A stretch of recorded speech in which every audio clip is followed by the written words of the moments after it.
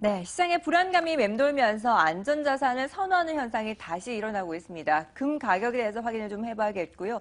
또 국가 부도 위기설까지 놔두고 있는 브라질 시장에 대해서도 한번 체크를 해보도록 하겠습니다. 네, 그중에서도 먼저 일단 금값에 대한 이야기를 해보도록 하죠. 간밤에 2% 오르면서 5주의 최고치를 기록했습니다. 마켓워치에서는 금값의 반등과 함께 광산주들에 대한 긍정적인 의견을 내기도 했었는데요. 어떻게 좀 해석을 해야 될지 MTN의 김종을 연구위원과 함께 이야기 나눠보도록 하겠습니다. 위원님. 네, 현재 우리가 좀 살펴봐야 될 것은 가장 안정적인 가치를 보일 수 있는 것이 무엇인가, 이것에 대한 고민이 필요할 것 같습니다. 금 자체가 가격이 많이 올라갈까에 대해서는 누구도 장담할 수 없죠.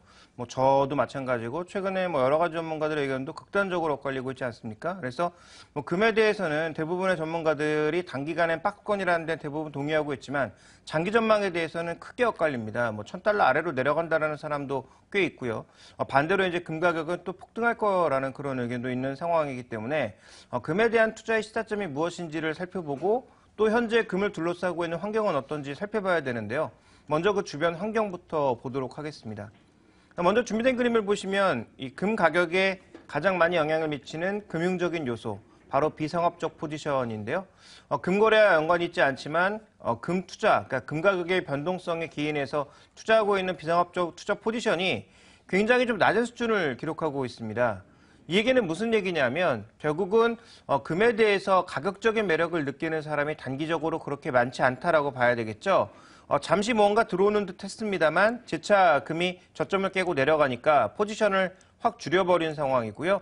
금 가격이 2,000대를 호가했던 이때의 수준과 지금 이 선물 계약 자체가 큰 차이를 보여주고 있기 때문에 단기간 금의 반등에 대해서는 별 관심이 없다라고 봐야 되겠습니다. 또 하나 이제 금은 우리가 항상 실물을 들고 다닐 수 없기 때문에 금에 대한 일종의 수요를 ETF, 즉 금융상품으로도 우리가 생각해 볼 수 있는데요.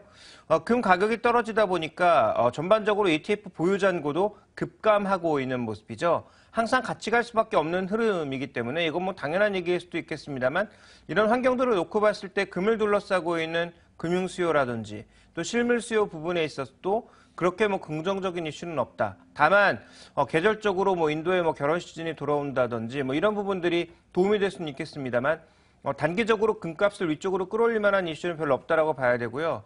조금 전에 이제 외신에서 나왔던 그 광산주에 대한 의견, 저는 이렇게 해석하고 있습니다. 지금 뉴먼트 마이닝 같은 종목군들의 장기 월봉을 보시면 5년 내 주가의 최저점 수준이거든요. 그리고 오늘 굉장히 탄력적으로 반등했음에도 불구하고 월봉에서는 주가의 반등 자체가 보이지 않을 정도입니다.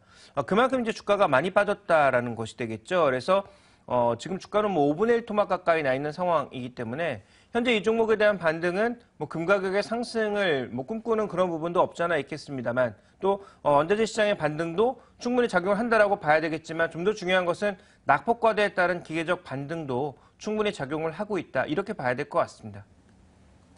네, ETF 보유 잔고나 그리고 비상업적 포지션을 봤을 때 금 가격에 대한 매력도가 떨어지는 것은 사실인데요. 하지만 장기적으로 선물 추이를 봤을 때 금 가격이 올라갈 것으로 전망되고 있습니다. 이에 대해서는 어떻게 보시나요? 네, 금 가격의 이 선물 가격들을 한번 살펴보실 필요가 있겠죠. 이 선물 가격이라고 하는 게 기본적으로 보관 비용, 금리 이런 것들을 적용을 하면서 현물 가격보다는 높을 수밖에 없는데요. 준비된 그림을 보시면 특히 2017년 6월 이후에는 급등할 것으로 예상을 하고 있고 2021년에는 다시 $1,200를 갈 것이다라고 보고 있습니다. 그러니까 지금 한 2016년, 2017년까지는 반등을 하더라도 굉장히 제한적인 수준의 반등을 보이다가 그 위에 이제 다시 반등폭이 굉장히 커질 것이다 이렇게 좀 보고 있는 건데 이 구간에서 놓고 보게 되면 그렇게 큰 폭의 수익률을 기대할 수는 없는 거죠. 왜냐하면 2020년까지 기다려봐야 수익률 기준이 현재 $1,000 초반이라고 한다고 치더라도 그렇게 큰 폭의 수익률은 아니거든요. 그러니까 이런 과정에서 보면 그렇게 매력적인 자산은 아닌데 어쨌든 달러도 이제는 추가적인 강세로 가기에는 제한적인 흐름일 거고 금 수요가 경기가 좋아지면서 조금 올라갈 수 있을 거고 또 인플레이션이 정상화되면 인플레이션 해지 수단인 금에 대한 수요도 자연스럽게 올라갈 수밖에 없는 거죠. 근데 저는 본질적으로 좀 이런 말씀을 드리고 싶습니다. 이런 여러 가지 얘기들 다 중요합니다. 인플레 현재 지금 낮으니까 금 투자 안 될 거야. 이런 얘기도 중요하고요. 방금 전에 살펴봤다시피 금에 대한 전망이 그렇게 공격적이지 않은 데다가 앞서 살펴본 것처럼 금융 수요 자체도 제한적이기 때문에 금에 대한 매력이 없는 거 아니냐. 이렇게 지금 보시는 분들은 제가 보기엔 금 투자를 하실 필요가 없습니다. 오히려 다른 산업이라든지 좀 더 공격적인 자산으로 가시는 게 맞다라고 보고 있고요. 금 투자의 진정한 가치는 저는 다른 부분에서 찾아야 된다. 이렇게 주장하고 싶습니다. 금 투자에 있어서의 진정한 의미는 다른 부분에서 찾아야 된다라는 이야기를 해주셨는데 좀 더 자세히 좀 이야기를 들어봐야 될 것 같습니다. 금 관련 상품에 대한 투자 전략 어떻게 세우는 게 좋을까요? 금에 대한 진정한 투자 가치는 변하지 않는 가치에 있습니다. 현재 인플레이션을 고려했을 때 가장 안정적으로 움직인 가치가 무엇이냐? 금이거든요. 땅이라든지 아니면 뭐 주식이라든지 채권이라든지 항상 버블이 끼었다가 깨지는 과정에서 큰 폭의 급등락을 보였죠. 물론 금 가격도 이 금융 수요가 끼어들면서 일부분 급하게 올랐다 내린 부분이 있습니다만 장기적으로 인플레를 고려한 가격의 움직임을 살펴봤을 때 또 구매력 기준으로도 이 금의 일정 양, 예를 들어서 뭐 1온스가 되었든 1kg가 되었든 그 일정 양을 두고 구매력을 계산해 봤을 때 가장 안정적인 가치를 보이고 있는 자산이 무엇이냐? 두말할 것 없이 금입니다. 그러면 우리가 지금 향후 금융시장에 대한 변동성이 어느 쪽으로 갈지 잘 모르죠. 특히 뉴노멀이라고 해서 기존의 경제 분석 틀 이런 것들을 통해서 경제를 분석하는 게 지금 아무 의미가 없어졌습니다. 애널리스트들의 분석 매일 틀리고 있습니다. 경제 전망 하나도 안 맞고 있습니다. 산업에 대한 전망 자체도 뭐 방향 자체는 그런 대로 맞춰가고 있지만 실제로 이 어느 정도 양적으로 커지는지 이런 부분에 대해서는 전혀 예측을 못하고 있거든요. 그런 과정에서 보면 포트폴리오 일부에 가치가 거의 변하지 않는 인플레이션이나 구매력 기준으로 가치가 거의 변하지 않은 금을 가져가겠다라는 것은 저는 투자에 꼭 필요한 필수 불가결한 요소라고 보고 있습니다. 그래서 우리가 금을 뭐 실물로 가져가기는 쉽지 않기 때문에 금 ETF 같은 것들을 포트폴리오에 일부 편입하겠다라는 것은 금 가격의 상승을 바라고 있는 것이 아니라 향후 불안한 뭐 달러 가치라든지 뭐 엔화 가치라든지 그다음에 주식 가치라든지 이런 것들을 해지할 수 있는 즉 내 재산의 일부는 항상 일정하게 지켜갈 수 있는 그런 자산이 된다라는 거죠. 그런 개념의 포트폴리오 투자를 하시는 분들은 반드시 금을 사셔야 됩니다. 그런데 그게 아니라 나는 그냥 캐피탈 게인, 그러니까 자본이득만 노리겠다라고 생각하시는 분들은 지금 가지고 계신 뭐 금 관련 상품들도 버리는 게 낫겠죠. 그래서 제가 드리고 싶은 금가치 투자의 핵심은 변하지 않는 가치, 앞으로도 그럴 가능성이 좀 높기 때문에 그럴 가능성을 본다면 다른 불안한 자산에 투자하는 것보다는 금의 일부 가지고 있어야 내 재산의 20%는 항상 유지가 된다라는 것, 이 부분을 말씀드리고 싶습니다. 시장의 불안감이 여전하기 때문에 그래도 변하지 않는 가치일 수 있는 금에 대한 투자를 하자라는 이야기를 전해주셨습니다. 그런데 최근 시장에서의 불안감 중에 하나로 떠오르는 게 바로 브라질입니다. 브라질의 레아라가 연일 신저가 흐름을 보여주고 있고 브라질이 이제 이 경제 위기를 맞을 수도 있다라는 이야기가 나오고 있는데요. 브라질 리스크에 대해서 어떻게 좀 해석을 하는 게 좋을까요? 지금 굉장히 많이 변동성을 보였음에도 불구하고 여전히 리스크 온이다 이렇게 봐야 될 것 같습니다. 리스크 오프라서 이쪽으로 뭐 들어가서 사도 되겠느냐 이렇게 물어보신다면 아직은 노라고 말씀드려야 될 것 같은데요. 뭐 보시면 아시겠지만 지금 브라질의 주요 수출품은 모두 원자재입니다. 지금 이 비중을 대부분 차지하고 있는 것 중에 자동차를 제외하고는 설탕, 커피, 원유, 철광석, 대두, 옥수수 전부 원자재거든요. 근데 이 원자재들의 가격이 지금 다 모두 빠지고 있다라는 거죠. 철광석 그렇죠, 원유 그렇죠, 대두 그렇죠.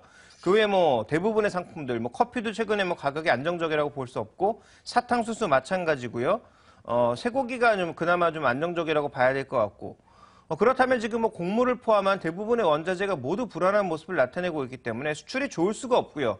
이런 가격의 급락이 그대로 수출에 반영되면서 브라질 경제를 압박하고 있다 이렇게 봐야 되겠죠. 내수가 지금 좋은 것도 아니니까요. 왜냐하면 수입 물가는 지금 급등하고 있거든요. 헤아라 가치가 급락하면서 수입 물가가 급등해서 소비도 급감하고 있는 그런 양상인데다가 수출도 좀처럼 회복이 되지 않고 있습니다. 거기다가 이제 브라질 채권을 보시면 지난 2010년 이후로 외국인 투자가 급속도로 늘었죠. 그래서 지금 뭐 기관들이 가장 많이 갖고 있습니다만 외국인 비중이 날이 갈수록 증가하고 있는 상황인데 최근에 빠져나가고 있는 것들은 이 외국인들입니다. 헤아라 가치의 불안정성, 거기다가 채권 가격의 폭락 이런 것들이 나타나다 보니까 더 이상 버티지 못하고 빠져나가고 있는 상황인 거죠.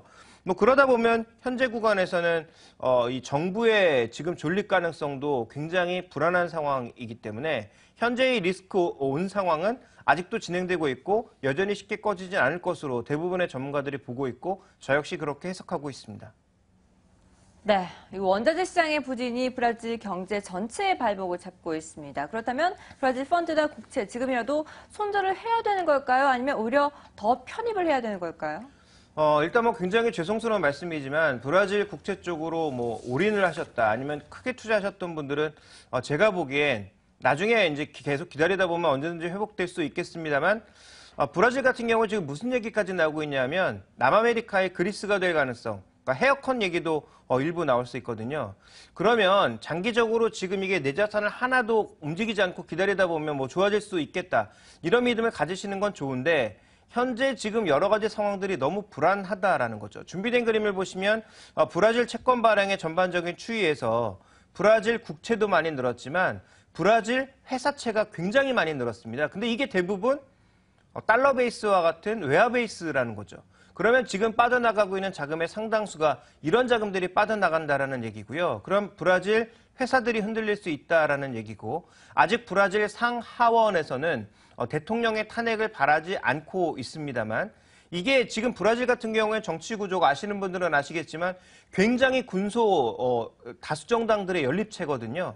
그러니까 순식간에 이제 분위기가 여론이나 이런 분위기에 따라서 어떻게 바뀔지 모른다라는 거죠. 그러면 이 브라질과 관련된 자산들에 대해서는 굉장히 불안할 수 있다라는 것이고 향후 뭐 헤어컷이 이루어진다면 내 재산의 상당 부분을 그냥 눈뜬 채로 날릴 수 있다라는 거죠. 그러면 브라질 자산이 얼마 안 된다. 그래서 그냥 한번 기다려보겠다라고 생각하시는 분들은 기다리시면 되겠지만 비중이 많으신 분들은 저는 일부 덜어내야 된다라고 보고 있습니다. 다른 쪽에서 오히려 메꿔 가시는 게 속도 면에서 안정성 면에서 조금 더 빠를 수 있다라고 보고 있고요. 또 하나 우리가 주목해야 되는 건 그러면 신규로 지금 이 정도 불안감이 있으니까 나는 장기로 들고 있을 거니까 한번 들어가 보겠다라고 생각하시는 분들도 마찬가지가 되겠죠. 지금 들어갔다가 헤어컷 되면 어떤 식으로 해지를 하시겠습니까? 그래서 지금 신규 매수도 제가 보기엔 굉장히 신중해야 될 시기라고 보고 있고요. 기존에 가지고 계신 분들은 보유량에 따라서 전략을 조금 달리하셔야 될 것 같습니다. 내가 충분히 이 정도 다 없어져도 리스크를 감내할 수 있다라고 하시는 분들은 그냥 들고 가시면 되겠지만 너무 많은 비중이다라고 생각하시는 분들은 일부는 덜어내서 다른 자산으로 지금은 변경을 하시는 것이 좀 더 좋은 전략이 될 것 같습니다. 네, 이제 마지막으로 자동차 산업에 대한 이야기도 해보도록 하겠습니다. 폭스바겐 사태 때문에 이제 디젤 차는 망했다라는 이야기까지 나오고 있습니다. 앞으로 다른 산업 방향은 이제 가솔린이다 혹은 하이브리드다 이제는 전기차다라는 이야기까지 나오고 있는데요. 어느 쪽에 좀 초점을 맞추고 계시나요? 저는 지금의 현재 이 상황이 굉장히 큰 뉴스고 산업의 판도를 바꿀 수 있는 이슈라는 점에는 100% 동의합니다. 문제는 뭐냐면 지금 나오고 있는 전문가들의 대부분의 시각이 과연 맞을까에 대해서는 저는 그 어떤 의견에도 힘을 실어줄 수 없다라고 보고 있습니다. 왜냐하면 실제로 시장 내에서도 그렇거든요. 대부분의 지금 자동차 종목군들이 다 내리고 있고요. 또 하나 어저께 살펴봤던 팔라듐 같은 경우에 오늘도 올라왔습니다. 그런데 올라오는 폭 자체가 준비된 그림에서 보시는 것처럼 확연하게 줄어들고 있고 거래는 또 실리고 있습니다. 그러니까 지금 시장에서는 가솔린도 뭔가 가능성을 보고 있는 거고요. 그런데 의외로 또 전기차 배터리의 전 세계 이제 시장 비중에 지금 40% 차지하고 있는 파나소닉은 오늘 또 주가가 급락했거든요. 결국은 지금 어느 방향인지 아무도 모른다라는 거죠. 전기차 지금 당장 안 되는 건 누구나 다 알고 있는 사실이고요. 그러면 유럽에서 과연 현재 디젤 시장을 포기하고 시장을 옮겨갈까? 그에 대해서도 굉장히 확언드리기 어려운 상황이거든요. 그러니까 지금은 흔히 얘기하는 전문가들이 상황에 따라서 아니면 자기 상황의 유불리에 따라서 아니면 뭐 어디서 돈을 받았는지 모르지만 어쨌든 굉장히 의견을 한쪽으로 몰아가고 있다라는 생각을 저는 지울 수가 없습니다. 지금 이 자동차 산업의 판도에 있어서 가장 확실한 건 뭐냐면 유연한 사고가 필요하다라는 거죠. 지금 가솔린으로 가는 게 말이 됩니까? 이건 또 말이 안 되는 거고요. 하이브리드로 가는 게 또 말이 되느냐? 그것도 또 애매하거든요. 그러면 디젤을 없앨 거냐? 그 부분에 대해서 또 확인할 수 없고요. 소비자들의 시각이 이 배기가스가 좀 많아졌다라고 해서 과연 디젤을 모두 포기하고 현대기아차를 살 거라는 의견에도 저는 동의할 수 없습니다. 그래서 그런 관점에서 보면 지금 필요한 것은 유연한 사고, 장기적으로 어떤 방향으로 갈 것이냐 이 두 가지만 우리가 좀 고민을 해야 되지 않을까라고 보고 있고요. 실제로 독일 같은 경우에 보시면 자동차 비중이 수출 비중에서 거의 18% 차지하고 있고요. 총 수출을 훨씬 뛰어넘는 증가율을 보여주고 있기 때문에 자동차 포기할 수 있을까요? 자동차를 포기하는 순간 독일 경제는 망하고 유로도 깨집니다. 그래서 그런 부분이 있기 때문에 현재 뭐 폭스바겐이 망한다 아니면 뭐 디젤차가 없어질 거다. 유럽 쪽에서 디젤차가 줄어든다? 이런 시각은 제가 보기엔 굉장히 어설픈 시각이다라고 보고 있습니다. 왜냐하면 서유럽 17개국의 지금 디젤차 비중이 절반이거든요. 그러니까 이런 걸 없앤다라는 건 너무 과도한 해석이라는 거죠. 그래서 지금 시각에 우리가 필요한 건 정말 장기적으로 좋아질 게 뭐냐를 살펴보는 게 첫 번째 필요한 거고요.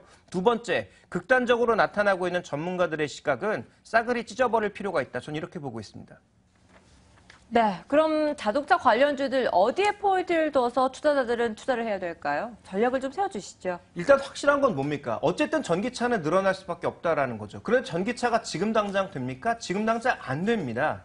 그 세계 어느 나라 국가를 가더라도 전기차로 지금 움직일 수 있는 최대한의 거리는 350km 정도입니다. 그러면 그 정도가 일상적으로 도시 내에서 생활하는 뭐 도시인들에게는 충분히 가늠지을 수 있겠지만 가격이 말도 안 되는 가격인 거죠. 그래서 이런 부분들 그리고 충전이 좀 불안하다라는 거 이런 요소들을 고려해 봤을 때 전기차 장기적으로는 되는데 지금 당장 안 된다라는 거죠. 그럼 전기차 종목을 지금 사서 이익을 보겠다라는 시각은 굉장히 미련한 시각인 거죠. 그래서 전기차와 관련된 뭐 소재라든지 아니면 전기차와 관련된 배터리 관련 종목 사는 거 맞습니다. 좋습니다. 그런데 중요한 건 뭐냐면 단기적으로 절대 승부가 나지 않기 때문에 최소한 한 3년 정도는 지켜보면서 접근하는 것이 좋겠다라고 보고 있고요. 실제로 전기차 대표 종목인 닛산 그리고 오늘 테슬라는 조금 올랐지만 파나소닉 같은 종목군들의 급락을 놓고 봤을 때 우리나라에서도 전기차 관련주들에 대한 단기적인 반등이 뭐 쉽사리 깨질 수도 있다라는 점도 염두에 두시면서 장기적인 시각으로 접근하셔야 될 것 같습니다. 네, 이렇게 해서 다양한 글로벌 이슈들에 대한 발빠른 전략을 확인해 봤습니다. 그렇다면 이제 우리 시장으로 포커스를 좀 맞춰보도록 하죠. 연휴를 앞둔 마지막 시장, 어떠한 전략이 필요할지 오늘장 선전략에서 확인해 보겠습니다.